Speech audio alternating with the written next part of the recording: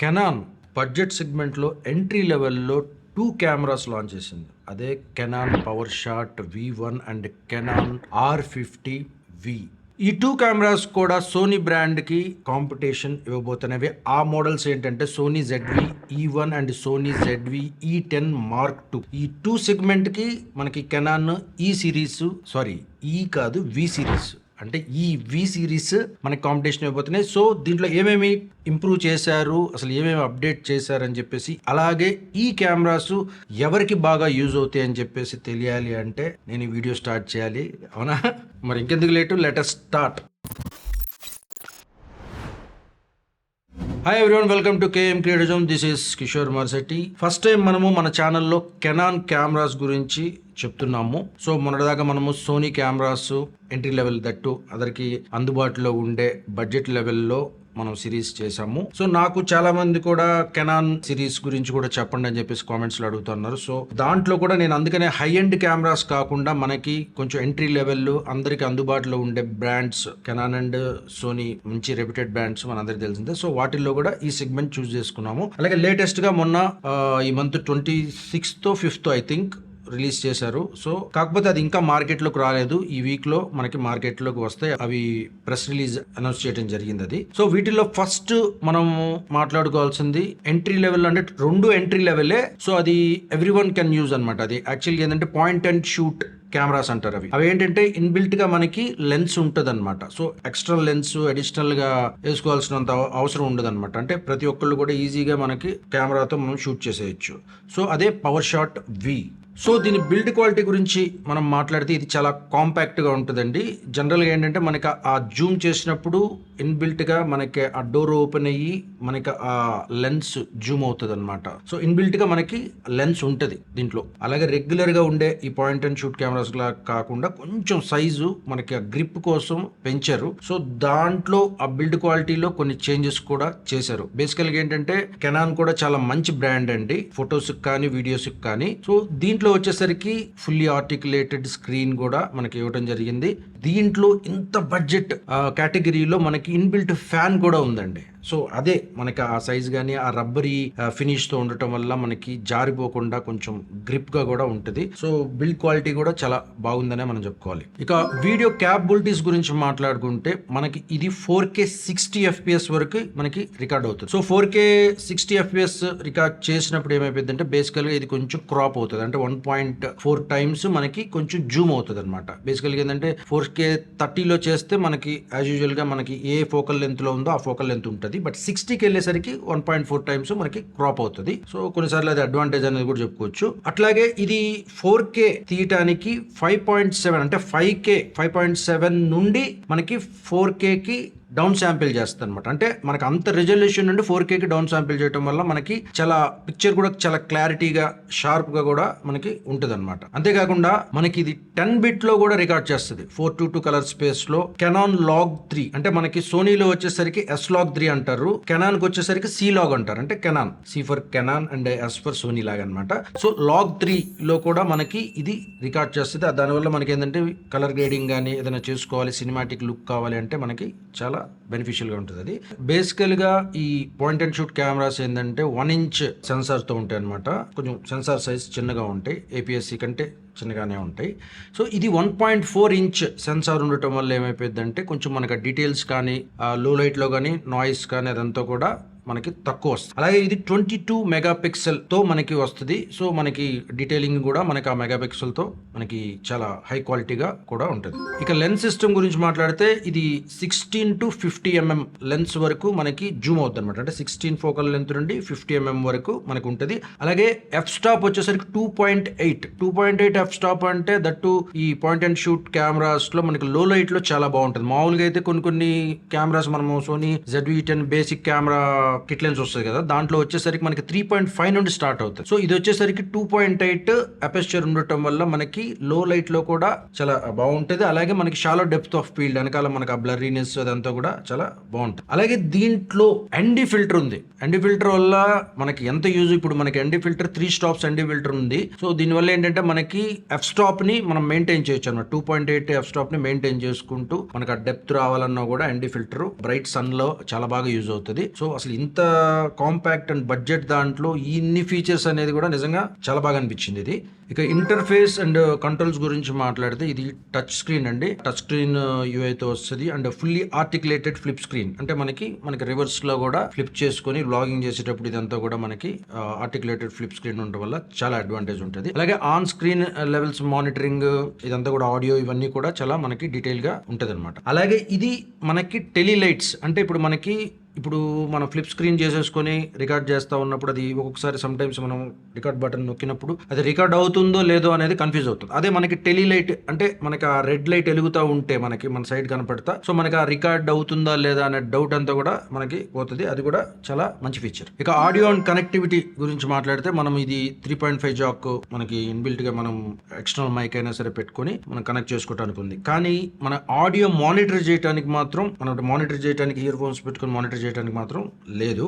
అలాగే multi hot shoe, అంటే మనకి బేసికల్ గా ఇప్పుడు అన్నిట్లో కూడా వస్తుంది, బయట మనకి హాట్ షూ ఉంటుంది కదా, దానికి కూడా కొన్ని యాక్సెసరీస్ కూడా ఉంటాయి. దానికి మనకి సెట్ చేసేస్తే ఆడియో 3.5 పెట్టకుండా మళ్ళీ hot shoe through additional external audio devices ఉన్నాయి, మైక్స్ ఇవన్నీ కూడా, వాటికి కూడా మనకి ఇది యూజ్ అవుతుంది అనమాట. ఇక ఛార్జింగ్ విషయానికి వస్తే మనకి టైప్ సితో, ఇప్పుడు అన్ని టైప్ సిఏ కాబట్టి మనకి సింగిల్ కేబుల్ ఎక్కడైనా సరే టైప్ సి తీసుకెళ్తే చాలు, ఆ టైప్ సితో మనము ఇది ఛార్జ్ చేసుకోవచ్చు. అలాగే HDMI కనెక్టివిటీ ఆప్షన్ కూడా మనకు ఉంది. ఇక లైవ్ స్ట్రీమ్ చేయాలన్నా సరే మనకి ఈ USB కనెక్షన్ చేసుకొని మనకి లైవ్ స్ట్రీమ్ కూడా ఈ కెమెరాని పెట్టి వెబ్ క్యామ్ గా కూడా మనం యూజ్ చేసుకోవచ్చు. ఇక ఫైనల్ గా మరి ఈ కెమెరా ఎవరికి యూజ్ అవుతుంది? బేసికల్ గా ఏం లేదండి, స్టార్టర్స్ ఎవరైనా స్టార్ట్ చేస్తున్నారు ఏదైనా కంటెంట్ క్రియేషన్ కానీ లేదా ఫ్యామిలీ వీడియోస్, ఇవన్నీ కూడా బేసిక్ గా ఎక్కువ రిస్క్, ఎక్కువ దీని గురించి నేర్చుకొని మనం వీడియో తీయాలి ప్రొఫెషనల్ గా అనే వాళ్ళకి ఇది ఫస్ట్ బేసికల్ గా ఎంట్రీ లెవెల్లో నిజంగా చాలా మంచి ఫీచర్స్ ఉన్నాయి. అన్డౌటెడ్లీ మనకి మొబైల్ ఫోన్ తో కంపేర్ చేస్తే దీంట్లో మంచి కొంచెం ప్రో లెవెల్ క్వాలిటీతో మనం ప్రొఫెషనల్ గా వీడియోస్ తీసుకోవడానికి చాలా బాగా యూజ్ అవుతుంది. అలాగే సోలో క్రియేటర్స్ తెలుసు, వ్లాగర్స్, వీళ్ళందరూ కూడా ఏంటంటే ఇన్ని లెన్స్లు పట్టుకొని వెళ్ళి మనం అన్ని షూట్ చేసి జాగ్రత్త చూసుకునే అంత రిస్క్ లేకుండా ఒక్క కెమెరా లాగా జేబులో పెట్టుకొని చాలా స్లీక్ గా స్లిమ్ గా మనకి మల్టీపర్పస్ గా వ్లాగర్స్ కి వీళ్ళందరికీ కూడా కంటెంట్ క్రియేటర్స్ కూడా ఇది చాలా best entry level camera in Canon brand. ఒక చిన్న విషయం, మన తెలుగులో టెక్ ఛానల్స్ అన్ని కూడా బేసికల్ గా అన్ని మొబైల్స్ గురించి వీటి గురించి ఉన్నాయి. కెమెరాస్, ఈ విధంగా ప్రొఫెషనల్ లెవెల్ క్రియేటివ్ థింగ్స్ గురించి చెప్పేవాళ్ళు చాలా తక్కువ మంది ఉన్నారు నాకు తెలిసి. సో మీరు ఈ ఇంట్రెస్ట్ ఉంది కాబట్టి మీరు వీడియో చూస్తున్నారు, కంపల్సరీ మీరందరూ కూడా సపోర్ట్ చేసి, అంటే ఒక లైక్ కొట్టి కామెంట్ పెడితే మనది కూడా కొంచెం బాగా బూస్ట్ అవుతుంది. కొంచెం నలుగురు ఎక్కువ మంది చూస్తే నాకు కూడా కొంచెం ఇంట్రెస్ట్ ఎక్కువ వస్తుంది చేయాలని. కాబట్టి don't forget to like and comment first of all. Okay, next model వచ్చేసరికి మనకి కెనాన్ EOS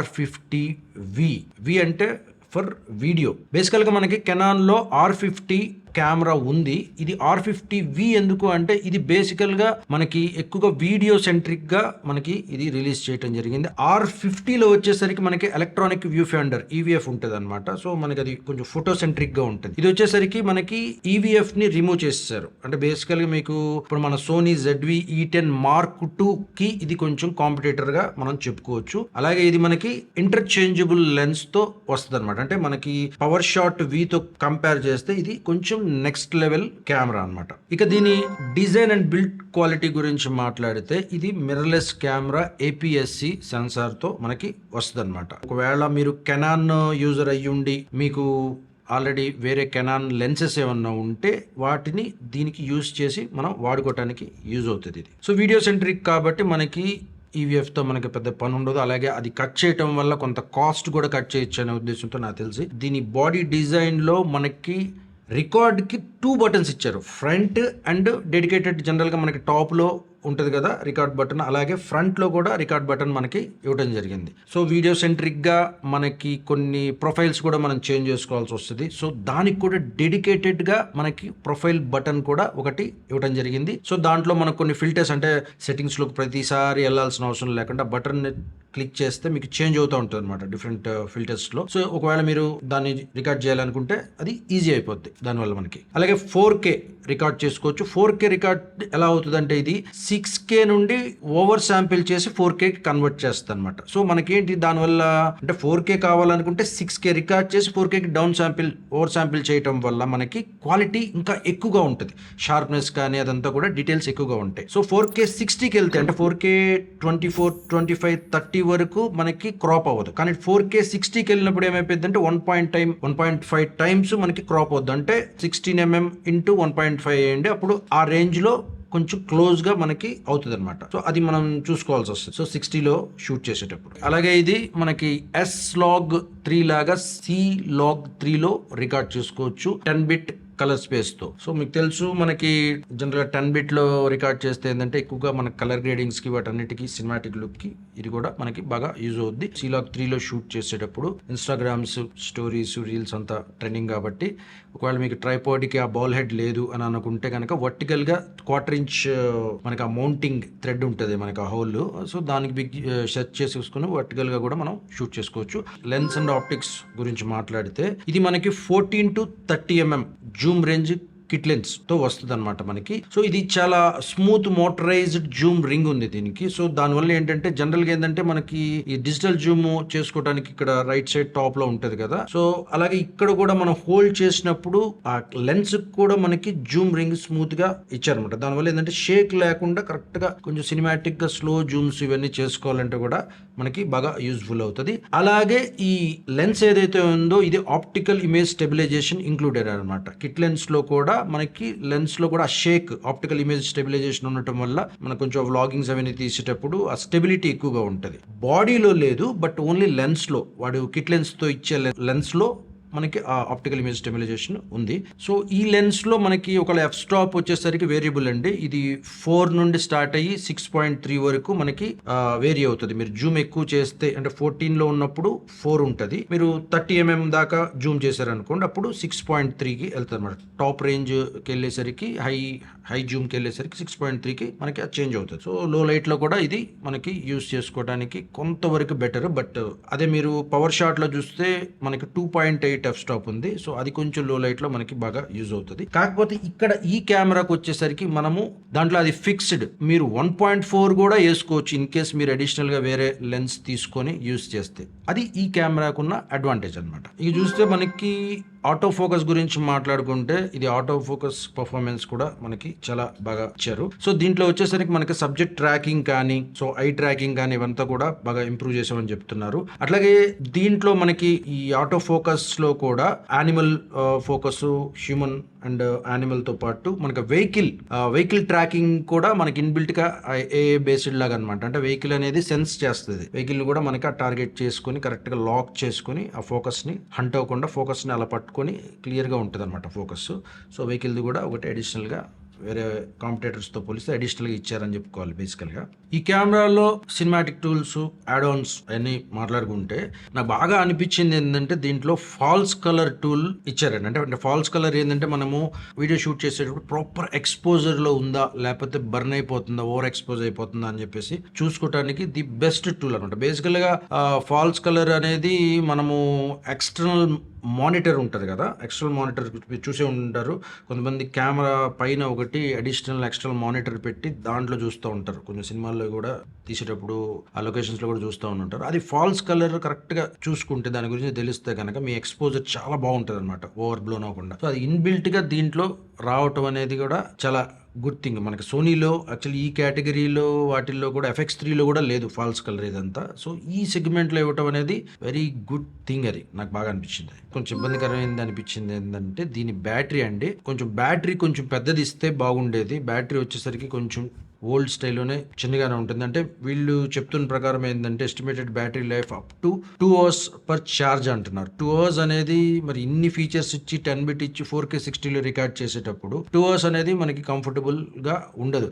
మనకి దీని కాంపిటేటర్ ఇందాక చెప్పాను కదా, సోనీలో వచ్చేసరికి సోనీ ZV-E10 Mark 2లో మనకి బ్యాటరీ కెపాసిటీ పెంచారు Mark 1తో కంపేర్ చేస్తే. Mark 1లో వచ్చేసరికి FW50 ఉండేది, Mark 2లో వచ్చేసరికి మనకి ఐ థింక్ 100 అంటే 50 నుండి 100 అంటే డబుల్ చేసాడు. సో దానివల్ల ఏంటంటే బ్యాటరీ లైఫ్ బాగా వస్తుంది మనకి. ఈ mid range and pro level cameras లో బ్యాటరీ అనమాట ఇది ఉంటుంది. సో దానివల్ల ఏంటంటే మనం ఇంటర్చేంజ్ కూడా చేసుకోవచ్చు. సో దీంట్లో ఇది పెద్ద మైనస్ అని చెప్పుకోవాలి, ఎందుకంటే వాడి కాంపిటేటర్ తో పోలిస్తే ఇది కొంచెం బ్యాటరీ లైఫ్ చాలా ఇంపార్టెంట్ కాబట్టి మనం అడిషనల్ బ్యాటరీస్ తీసుకోవాల్సి వస్తుంది ఈ కెమెరా మనం యూజ్ చేస్తే కంపల్సరీ. నెక్స్ట్ దీని అడ్వాంటేజ్ వచ్చేసరికి దీని కాంపిటేటర్తో ప్రైజింగ్ అని చెప్పుకోవాలి. ఇది వచ్చేసరికి ఇండియాలో 79,995 లాగా ఎంఆర్పి ఉంది. సో ఇన్ కేస్ కొంచెం తగ్గుతుంది కాంపిటేటర్ వాళ్ళతో పోలిస్తే. ఇప్పుడు అదే మనకంటే విత్ కిట్ లెన్స్ ఇది. సో అదే సోనీలో వచ్చేసరికి ఆల్మోస్ట్ మనకి 90,000 దాకా ఉంది వాళ్ళు చూస్తుంటే విత్ కిట్ లెన్స్. ఇది కొంచెం మనకి ఆల్మోస్ట్ మనకి వేరియేషన్ ఉంది కాబట్టి బడ్జెట్ పాయింట్ ఆఫ్ వ్యూలో సోనీతో ఇది కొంచెం కాంపిటేట్ చేస్తూ ఖచ్చితంగా తక్కువ బడ్జెట్లో వస్తుంది కాబట్టి అదొకటి అడ్వాంటేజ్. సో ఇది కొనాలా వద్దా, మళ్ళీ ఎవరికి యూజ్ ఇదే మాట్లాడుకుంటే ఇది బేసికల్గా మనకి కంటెంట్ క్రియేటర్స్కి అలాగే ఇప్పుడు స్టూడియో సెటప్ వీటన్నీ ఉంటాయి కదా, కొంచెం ఇలాగే వీడియోస్ చేసేవాళ్ళు వాళ్ళందరూ కూడా వాళ్ళకి యూజ్ అవుతుంది. అలాగే సెకండరీ కెమెరా అంటే మీరు కెనాన్ ఎకో సిస్టంలో ఉంటే ఆల్రెడీ కెనాన్ యూజ్ చేస్తూ ఉంటే ఆ లెన్స్లు కూడా ఉంటాయి కాబట్టి సో మీకు బీ క్యామ్ కింద దీన్ని యూజ్ చేసుకోవచ్చు. అలా ఇంకోటి ఏంటంటే మనకి లైవ్ స్ట్రీమ్కి కూడా స్పెషల్గా బటన్ కూడా ఇచ్చారనమాట. ఇట్లా కొంచెం వీడియో సెంట్రిక్గా కూడా ఉంది కాబట్టి ఈ కేటగిరీ ఆఫ్ పీపుల్ అంటే కొంచెం beginners to intermediate range of వాళ్ళందరికీ కూడా ఇది యూజ్ అవుతుంది. ఎందుకంటే కలర్ గ్రేడింగ్ S-Log 3 నేను సోనీ గురించి చెప్పి S-Log అని వచ్చేస్తుంది. C-Log లో కూడా ఉంది కాబట్టి 10-bit కలర్ ప్రొఫైల్లో కూడా సో మనకి ఆ సినిమాటిక్నెస్ కలర్ గ్రేడింగ్ వీటన్నిటికి కూడా ఈ బడ్జెట్ దాంట్లో కూడా ప్రో లెవెల్ థింగ్ కూడా ఉన్నాయి. మనకి సోనీలో ZV-E1 అలాగే ZV-E10 Mark II ఈ రెండు కూడా కాంపిటేటర్స్ అనమాట, ఈ రెండు మోడల్స్ ఈ 2 బ్రాండ్స్లో. సో కంపారిజన్ వీడియో కూడా మనకు కావాలంటే మనం చేద్దాము, అది కూడా మీ ఇంట్రెస్ట్ని బట్టి చేద్దాం. అలాగే మరొక మంచి వీడియోతో మళ్ళీ కలుద్దాం. This is Kishore Marsetti. Keep watching KM Creative Zone. Thank you. See you again.